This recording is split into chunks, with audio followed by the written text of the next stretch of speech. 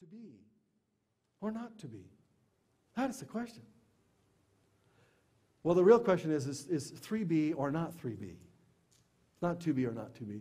The 3B or not 3B are the three things that I think the big rocks are. And this, of course, my opinion, you've all given me some ideas for you, that their body, the way you take care of yourself, your being, which is your spirit, and your brain. And these big rocks, these things we work on every single day to make sure we move forward in a rapid pace to get done what we need to get done as quickly as possible.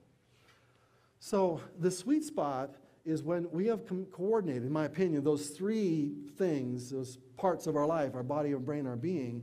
When we focus on our body, we focus on our being, we focus on our brain, and we combine them together, that sweet spot is kind of like a trigger spot. It's a switch. Being, for me, is the most important. And some of you said God back there. How you communicate with God, this is how I do it. I'm going to tell you how I start a day. I made a decision 3 years ago. Somebody said to me, if higher power is really important to you, I mean, if that's a belief that you have, then why would you ever start a day out without communicating with higher power? I mean, you told me that higher power is the most important part of your life. That's what I would say. If higher power is one of the most important parts of your life, why would you do it second? Now, when I was doing my to-do list one day, I wrote down, finished writing the chapter in this book, talked to my partners about this other business venture we're in, and number 3, treat my wife like she's the most important person in the world. And when I wrote that down, I looked at it at the number 3 spot. And I said, wait a second. If she's the most important person in the world, she has to be number 1 on my list. Now, the problem with most to-do lists is there's no place for you to put the things that are important. There's no big rock place. You'll have all the little things you can do, the little things, you'll have the gravel on your to-do list, you'll have the sand on your to-do list, you'll have the water on your to-do list, you won't have the big rocks. At least I didn't, anyway. I never started the day off with prayer. I never read in the scriptures. I never communicated as if it was important. I would tell you it was important, but guess how I lived my life? I didn't for 55 years. I went to church. I contributed my time, tried to be as good a person as I could be, but had never started a day off for the last 20 years of that life saying, higher power, Heavenly Father, whatever word you want to use, I use Heavenly Father. Heavenly Father, you are the most important in my life. I'm going to prove that to you right now.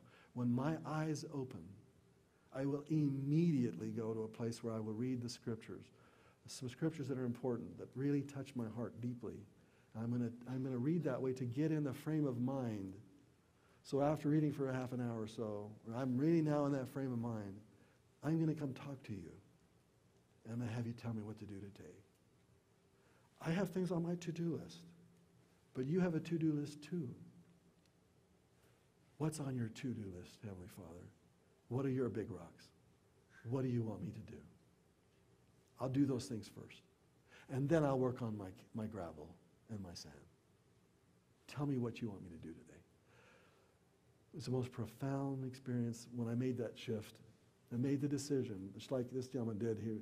I just made the decision. I was going to do 180 degrees. I would never start a day, never, without communicating with my Heavenly Father. I'm embarrassed to say that for 55 years, I had not done that. And the difference between doing that and living 55 years without doing that is profound.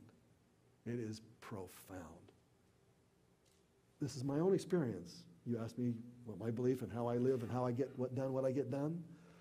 This is how I start my day. I pray, I get some perspective, I figure out what my purpose in life, and I try to communicate that with my Heavenly Father on that.